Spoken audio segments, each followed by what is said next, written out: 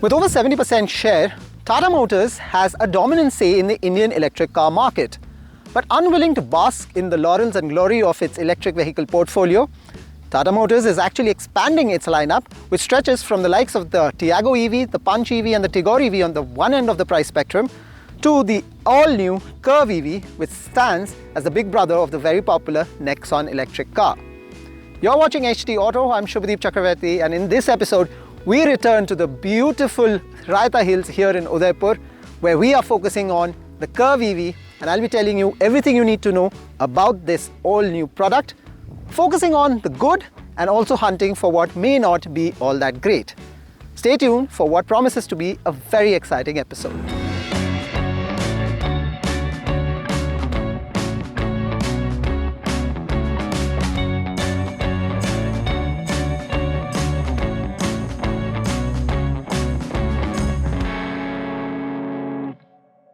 Styling and the design elements on the Curvv is unique, but what is absolutely new is the FOB here as well for the car. It is a whole lot premium, more premium than what you get on any other Tata model, with controls for locking, unlocking and even controlling the boot here, all finding space on the key. You also get Braille language here for input, so that's unique as well. But coming to the vehicle itself, it is a coupe SUV, and therefore we start from the side profile here, which is primarily defined by this swooping roofline here towards the end. Gives it not just a unique appeal, but a very sporty appeal as well. Now, the Curvv EV stands on R18 alloy wheels. There is a large square-ish wheel arch here, which gets the gloss black treatment for some visual character. The window line is fairly big as well, so that's great. At the front here, you get the .EV lettering, which tells you once again that this is an electric car. All four doors on the Curvv also get flush handles, but the unique element are these lights for added visibility at night time. The ORVMs are in a contrast shade of black, and overall the side profile, like I said, has an athletic, confident and sporty appeal. Now, at a very quick first glance, the face of the Curvv EV is similar to some of the other Tata EV models, primarily the Punch and the Nexon.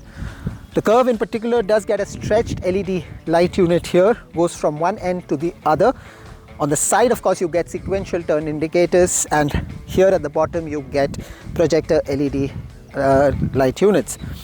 Now, closed front half here, or the lower portion, gives again a little bit of aggressive appeal to the vehicle itself, and most importantly, you get the charging inlet at the face of this car, much like you saw on the Punch as well. But here it's entirely electric operated. But the good thing is, just in case in an SOS situation where there is an electric failure, if and only if, you can actually use manual power to open and shut the flap here for charging purposes. The coupe credentials of the Curvv once again make itself very evident at the back here, with this rear glass coming all the way down to the trunk area here. You get a stretched LED light bar here. The tail lights are LED as well on either of the two sides. You get the Tata logo in the middle here and the Curvv.EV lettering in the middle. Sporty profile is of course highlighted once again with this rear bumper, which is lifted up. You also get a camera here. This car is equipped with 360-degree camera and level 2 ADAS as well. But a key convenience feature is that the trunk is gesture controlled. So swipe of the leg, and as long as you have the key in your pocket, the trunk will open for added convenience. Now, the boot space inside the Curvv EV is at 500 litres, which is quite impressive. What is more impressive is that the rear seats can be folded in a 60-40 ratio to open up even more boot area. Now, this is power button as well, so the operation is fairly easy and premium. That is something that Tata is targeting with this car. Now, much like the Punch EV, the Curvv EV also gets a frunk or front trunk storage, which is, well, quite small. So for the smallest of things, great. But on the flip side, the charging box that comes with this car, and mostly you would want to fit this here, doesn't quite fit here well, so this doesn't lock. But for anything that's smaller than this can be an ideal place for storage. Now, this box here is also quite unique, in fact unique in the Tata portfolio for EVs. This is an acoustic sound system, essentially tasked with issuing an audio warning for pedestrians. Because this is a silent car, it is active till 20 kmph.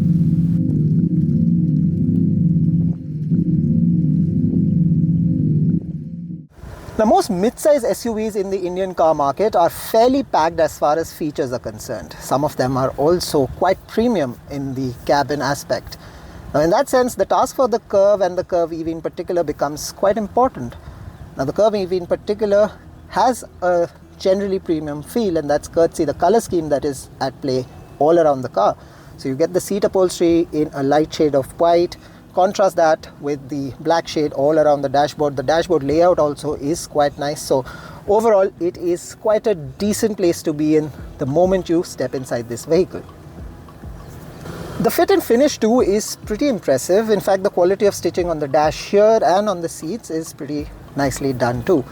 In terms of feature list, the Curvv EV is fairly packed, and you get a large infotainment screen right in the middle here. You get a driver display which is 10.25 inch carried forward from the Nexon EV. It's an all digital driver display, fairly bright, fairly easy to read all the information that it provides. The 4-spoke steering wheel is brand new, gets controls on either side, gets the illuminated Tata logo in the middle. Now, you've seen that of course in the previous updated electric vehicles from the company, but my personal one small suggestion would be that the Tata logo, although illuminated, looks a bit dated. So maybe in the times to come, Tata Motors can consider rejigging the logo here.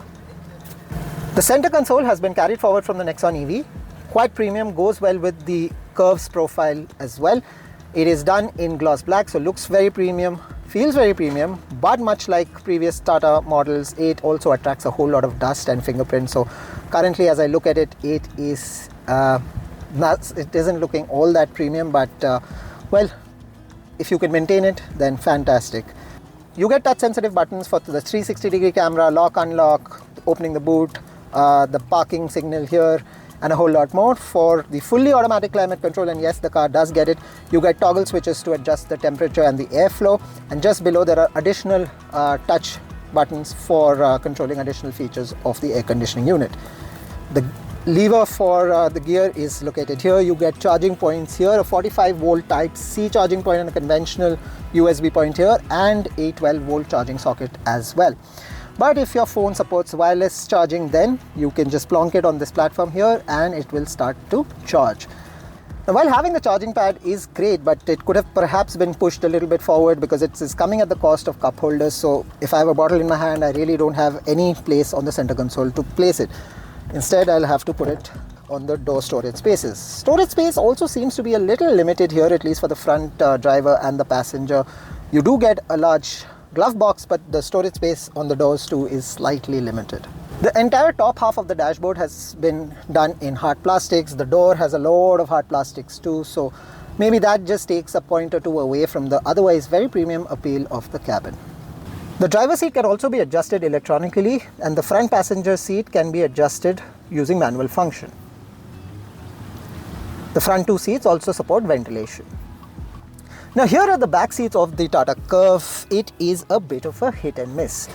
The hits come from the fact that you get AC vents, you get a 45 volt type C charging point here as well, and the fact that the center console doesn't jut back all too much, so the passenger seated in the middle still have some amount of space for his or her feet. Knee room also is decent. The leg room is just about okay, and the space for the feet is also just about okay. Now, the back of the back seats can also be adjusted for incline and recline, so that's good too. But on the flip side, the seats themselves are a little too hard for my personal liking. So perhaps that is something where the Curvv could have worked on. Another thing is under thigh support, or rather the lack of it. Under thigh support is next to none here. Now, another limiting factor, and quite literally, is that the roof line, the swooping roof line, actually eats into the headroom. I'm 5'8", so while I'm comfortable, I suspect somebody who's 5'11", maybe even 6, will find this to be a bit of an issue. Storage space once again is quite limited, so the only thing you really get are the storage buckets on the doors. In fact, the back of the front seats also don't get any pocket for me to put in magazines, so that's a miss too.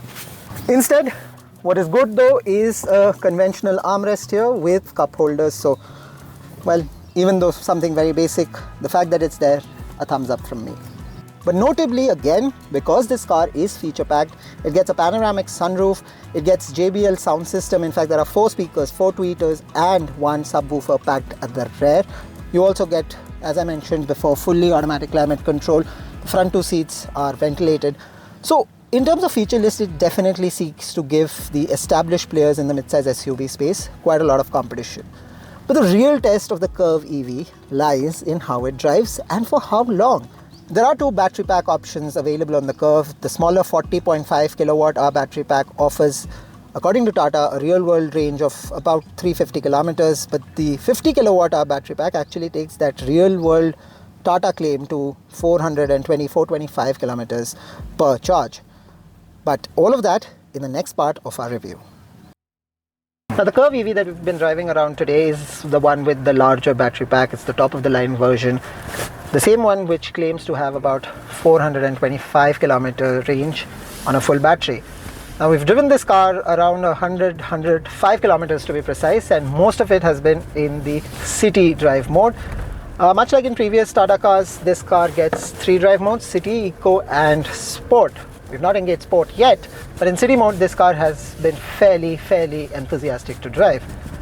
Now let me also point out that we've been quite aggressive, and after having driven 105 kilometers, the range has come down to about 75%, or the driver display says 255 kilometers left. Now first things first, this one gets about 165 bhp and 215, that's 215 Newton meters of torque. So quite a punchy vehicle. Electric vehicles generally tend to always put a smile on my face. So in that sense, the aggressive driving has been quite rewarding so far. We've also made use of the paddle shifters behind the steering wheel for some regen braking. So that has also been a good leg up for the Curvv.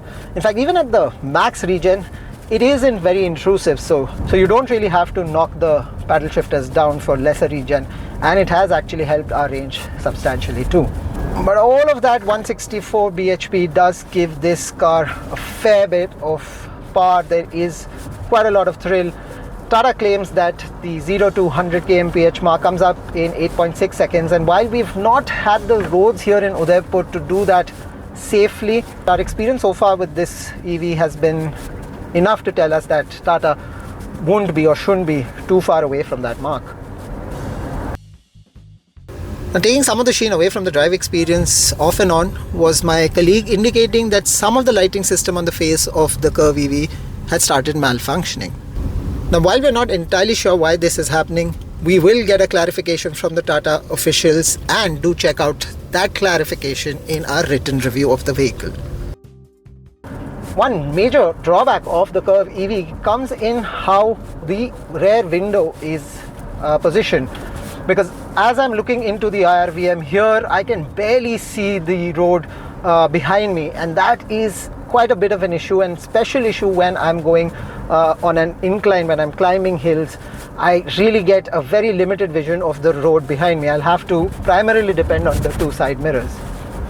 The steering setup is nicely done on the Curvv EV. It has a certain weight to it, and there is a stable character, at least on the steering, when you are close or at triple digit speeds. Where the Curvv EV loses points once again is the fact that the brakes could have had a little bit more of grip, and the tires squeal a little bit when you tend to go a little aggressively, and especially fast corners. Well, even though you yourself are quite well planted, the tires do scream a little bit of protest off and on. The Curvv EV also gets level 2 ADAS technology, which means features like lane keep assist, collision avoidance warning system, collision mitigation system, and a whole lot more add to the safety credentials of this electric car. The suspension setup on the Curvv EV is also fairly well done, except for some of the biggest bumpers that we've encountered here in Udaipur. The Curvv EV has done a fairly good job of keeping us comfortable, both me in the driver's seat and also when I was experiencing the back seats on the move. The Curvv is stylish on the outside, fairly premium on the inside, and has the battery technology to make a solid case for itself. But the question that comes to my mind is whether you would be willing to spend 20 to 21 lakhs even before taxes on an all-electric SUV. Well, there is an internal combustion engine version of the Curvv landing on our show soon enough as well, so maybe that should be on your watch list as well if you're not absolutely determined to buy an electric vehicle. But if you are, then the Curvv definitely makes quite a lot of sense in many ways. What do you make of the car? Do let us know, and of the video as well. Do not forget to check out our in-depth written review as well on hdauto.com. But in this episode, that's all the time I have. Thank you so much for watching.